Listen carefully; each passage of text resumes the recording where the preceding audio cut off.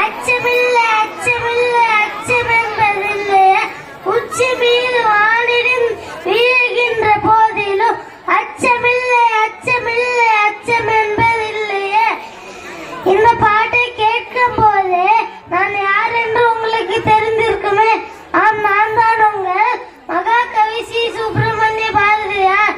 நான் ஒரு தமிழ் கவிஞர் மற்றும் சுதந்திர போராட்ட வீரர். என்னை தேசிய கவி என்றும் மகாகவி என்றும் அழைப்பார்கள். நான் உங்களை காண ஓடோடி வந்துள்ளேன். ஓடோடி என்று சொல்லும் போது ஒரு பாடல் ஞாபகம் வருகிறது.